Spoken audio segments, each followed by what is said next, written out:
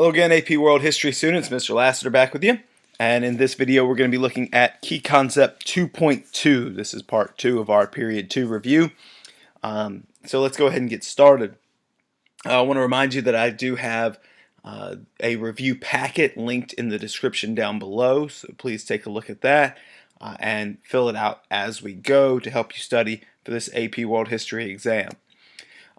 Reminder once again, you want more information on anything I talk about here, go to AP Worldopedia, Freemanpedia. These are great sites for you. If there's anything in these key concepts that you don't know, you need to make sure to look them up because they are fair game on the AP World History exam.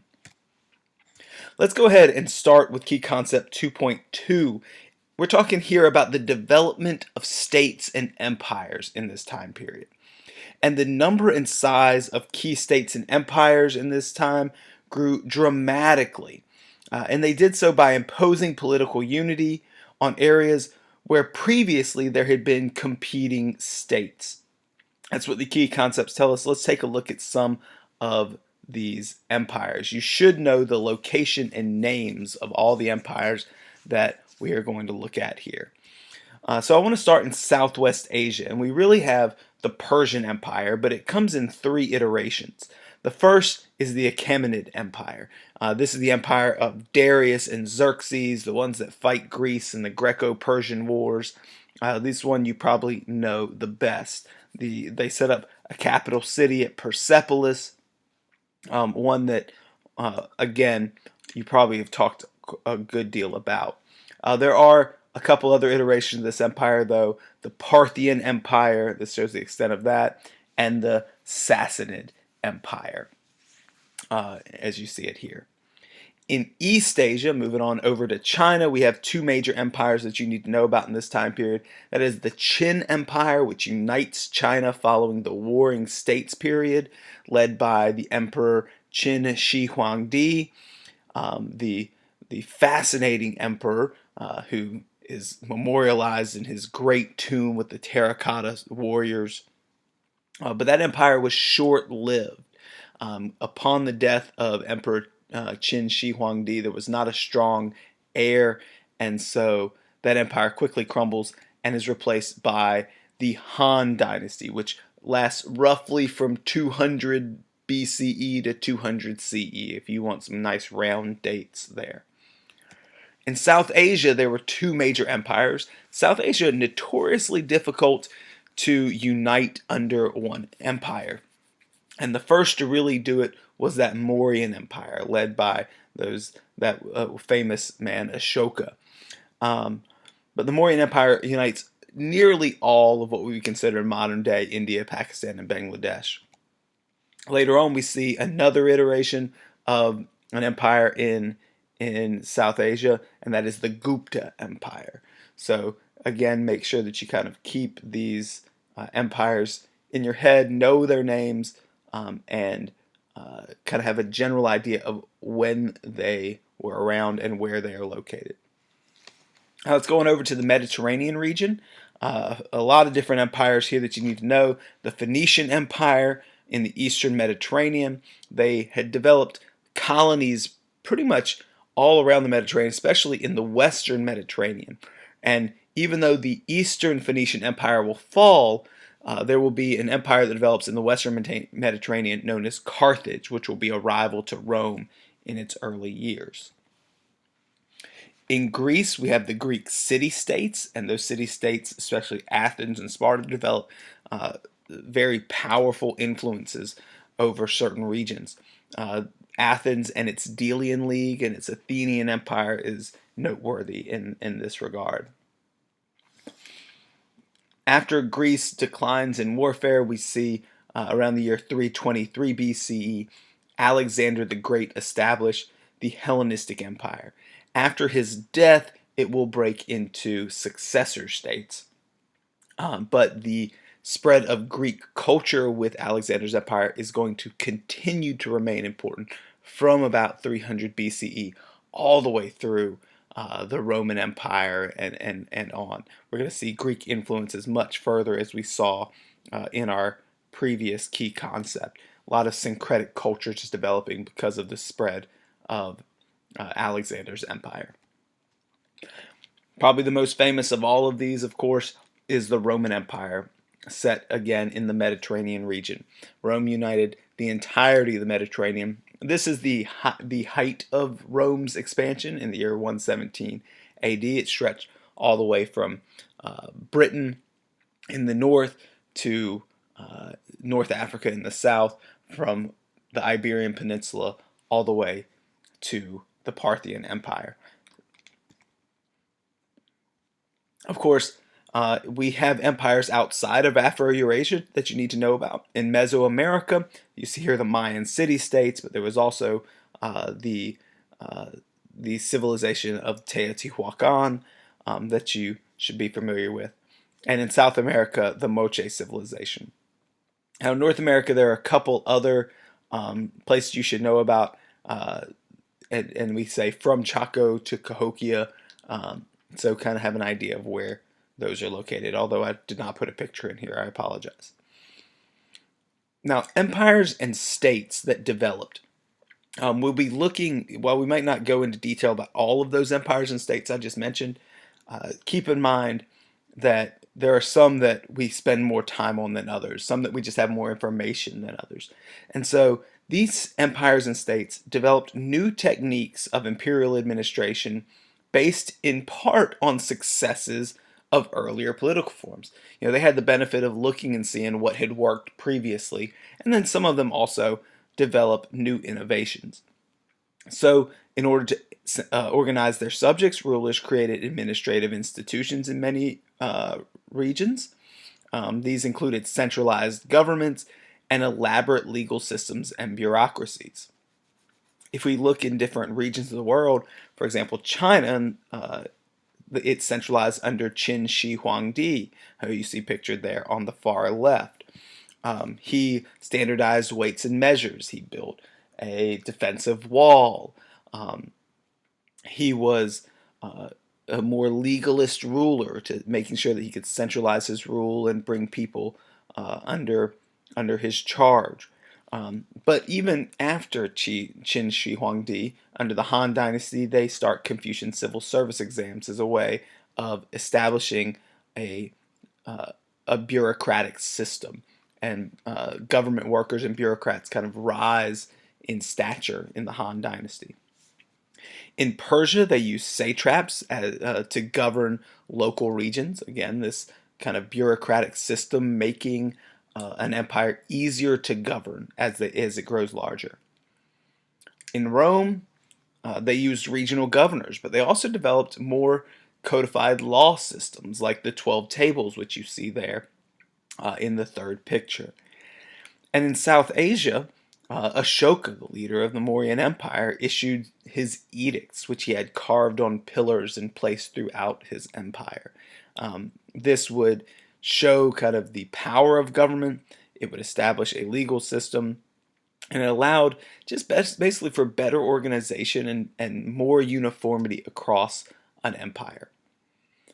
There's a lot more information if you go to AP Worldopedia about the Roman system of law, and Roman civil law, and kind of local law, and empire-wide law.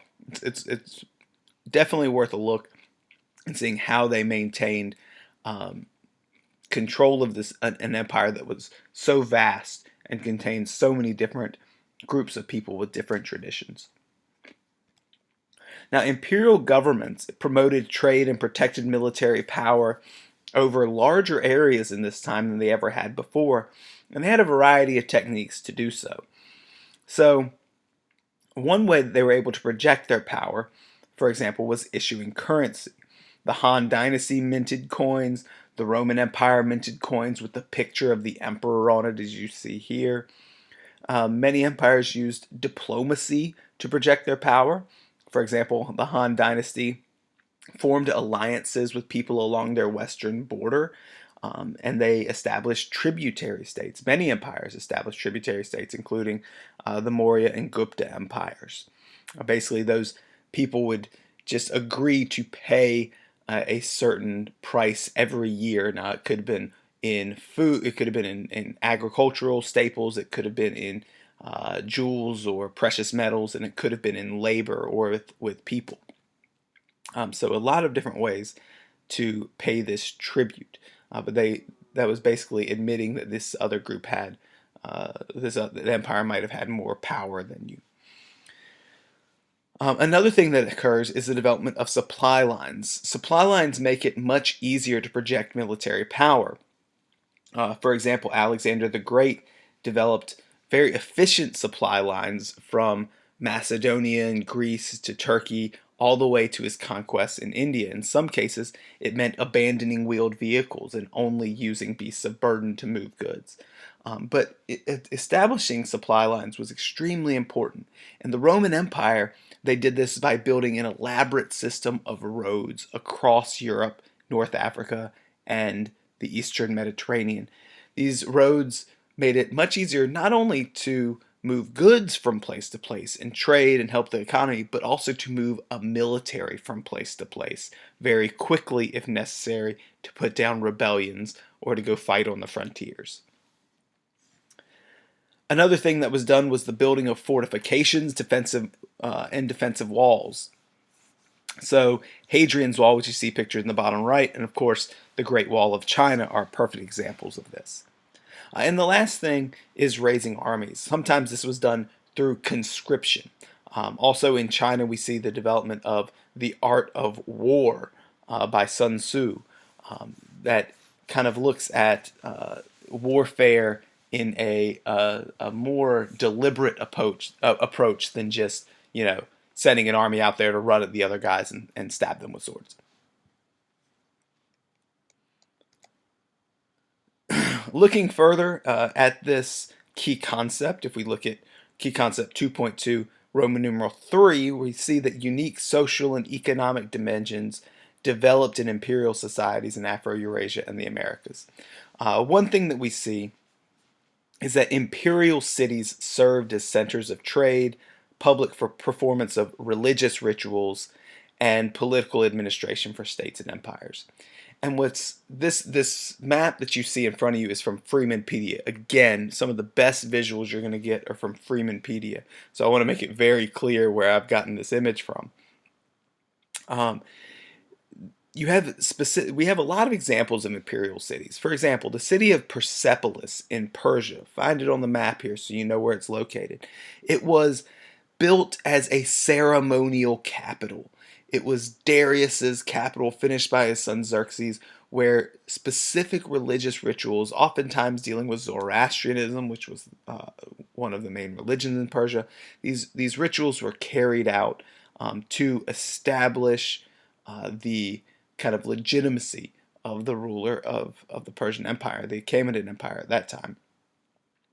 But if people were coming all over for these religious ceremonies, there were oftentimes trade that was going to happen in these places. Some other examples of major imperial cities include Chang'an in China, Pataliputra in India, Athens in Greece, Carthage in the Carthaginian Empire of the Western Mediterranean. Of course, Rome on the Italian peninsula, Alexandria in Egypt, kind of the center of knowledge for the Western world for hundreds of years. Constantinople in I guess Southeast Asia, right there at the border, the edge of where Europe and Asia meet, what is now Istanbul in Turkey. That would develop as the later capital of Rome and then the capital for the Byzantine Empire. And then in the Americas, we can't forget Teotihuacan as an imperial city and a center for trade in Mesoamerica. This map that you see in front of you also shows some of the empires that we were looking at earlier.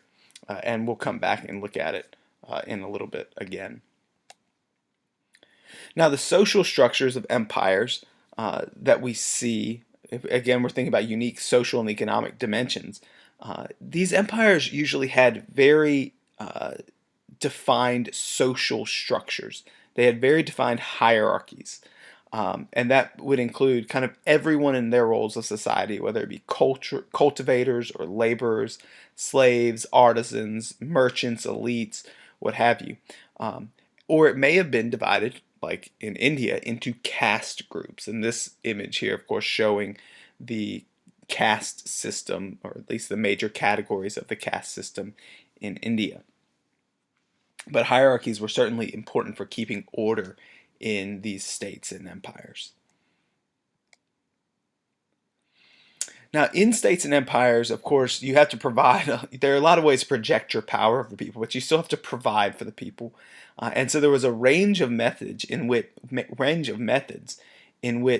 these people were able to maintain the production of food and provide rewards for those who were loyal to the empire.